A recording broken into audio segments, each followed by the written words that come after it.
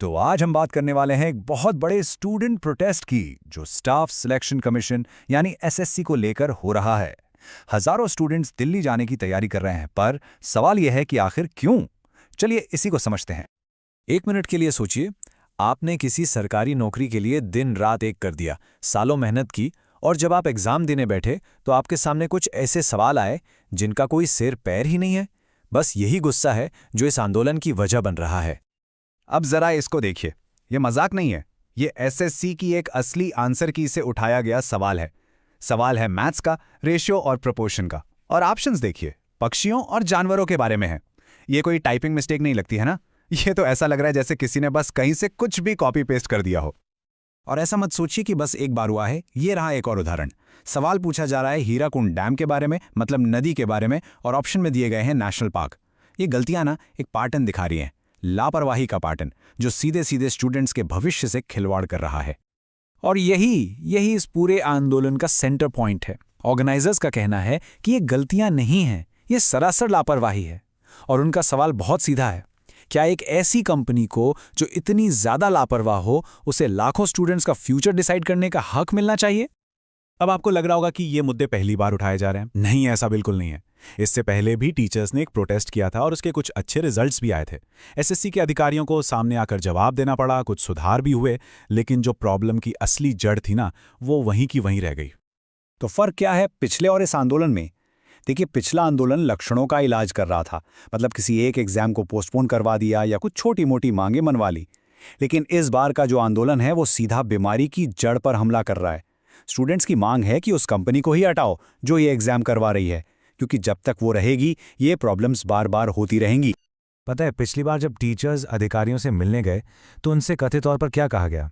उनसे कहा गया कि आप लोग 1000 बच्चे भी तो नहीं ला पाए, हम कैसे मान लें कि ये इतनी बड़ी प्रॉब्लम है। बस यही बात इस बार के आंदोलन की नींव बन गई, ये दिखाने के लिए कि ये सिर्फ कुछ टीचर्स की नहीं बल्कि लाखों स्टूडेंट्स की आवाज़ है। और बस उसी सवाल का जवाब है दिल्ली चलो का ये नारा। ये कोई छोटा मोटा धरना नहीं है, इसे सिस्टम में एक परमानेंट चेंज लाने के लिए एक फाइनल कोशिश के तौर पर देखा जा रहा है। और इस बार लीड में टीचर्स नहीं, खुद स्टूडेंट्स हैं। तो इस प्रोटेस्ट के लिए दिल्ली पुलिस से परमिशन मिल गई है। तारीख है 24 और 25 अगस्त, सुबह 10 बजे से शाम 5 बजे तक, और जगह है दिल्ली का रामलीला मैदान। लेकिन इसके साथ एक बहुत बड़ी शर्त है, और ये सबसे जरूरी है, आंदोलन को 100% शांतिपूर्ण होना होगा। तो सवाल यह है कि इस बार स्टूडेंट्स का वहां होना इतना जरूरी क्यों है? देखिए, लॉजिक बहुत सिंपल है। 100-200 टीचर्स के ग्रुप को अधिकारी आसानी से टाल सकते हैं, उनको अनदेखा कर सकते हैं।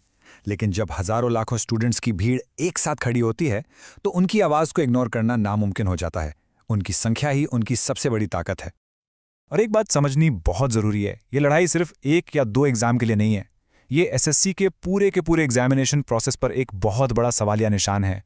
इस प्रोटेस्ट का असर सिर्फ एसएससी पर नहीं बल्कि आने वाले समय में रेलवे और दूसरे स्टेट लेवल एग्जाम्स पर भी पड़ सकता है। जरा इस नंबर को देखिए, 60 लाख। ये सिर्फ एक exam, SSC GD constable exam के लिए अप्लाई करने वाले स्टूडेंट्स का अंदाजा है। इससे आप समझ सकते हैं कि हम कितने बड़े सिस्टम की बात कर रहे हैं और कितने लोगों का भविष्य इस पर टिका हुआ है। और यही ऑर्गेनाइजर्स का सबसे बड़ा तर्क है। सोचिए, अगर एसएससी लगभग 30 लाख कैंडिडेट्स वाले सीजीएल एग्जाम को ठीक से नहीं करा सकी, तो हम उस पर कैसे भरोसा कर लें कि वो 60 लाख कैंडिडेट्स वाले जीडी एग्जाम को बिना किसी गड़बड़ी के करा लेगी? भरोसे का यही संकट इस आंदोलन की असली वजह है। अब आते हैं सबसे जरूरी बात पर, शांति बनाए रखने की अपील। ऑर्गेनाइजर बार बार लगातार इस बात पर जोर दे रहे हैं कि इस आंदोलन का सक्सेस या फेलियर सिर्फ एक ही चीज पर डिपेंड करता है, और वो है शांति। उन्होंने स्टूडेंट्स के लिए कुछ साफ नियम भी बनाए हैं। पहला, हर हालत में शांत रहना है। दूसरा, सिर्फ अपने ऑर्गेनाइजिंग टीचर्स की बात सुननी है। तीसरा, भीड़ में कुछ ऐसे लोग हो सकते हैं जो माहौल खराब करना चाहते हैं, उनसे सावधान रहना है। और चौथा, अगर कोई गुस्सा करे या आक्रामक हो तो उसे शांति से समझाना भी आपकी ही जिम्मेदारी है।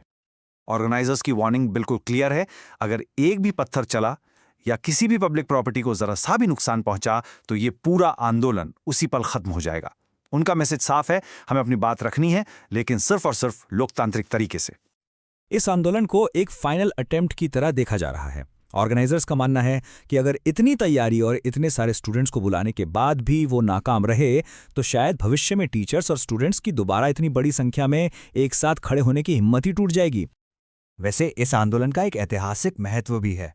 एक तो ये उसी रामलीला मैदान में हो रहा है जहां से अन्ना हजारे का एक बहुत बड़ा एंटी करप्शन आंदोलन शुरू हुआ था। दूसरा, ये सिर्फ एक एग्जाम के लिए नहीं है, ये पूरे सिस्टम में सुधार के लिए लाखों कैंडिडेट्स की एक आवाज है। तो आखिर में ये लाखों स्टूडेंट्स के करियर और उनकी सालों की मेहनत का सवाल है। क्या उनकी आवाज़ सुनी जाएगी? क्या सिस्टम में कोई बड़ा बदलाव आएगा? खैर, इस आंदोलन का जो भी नतीजा हो, इसका असर भारत में सरकारी नौकरियों की तैयारी कर रहे करोड़ों युवाओं पर पड़ना तो तय है। अब बस देखना यह है कि आगे होता क्या है।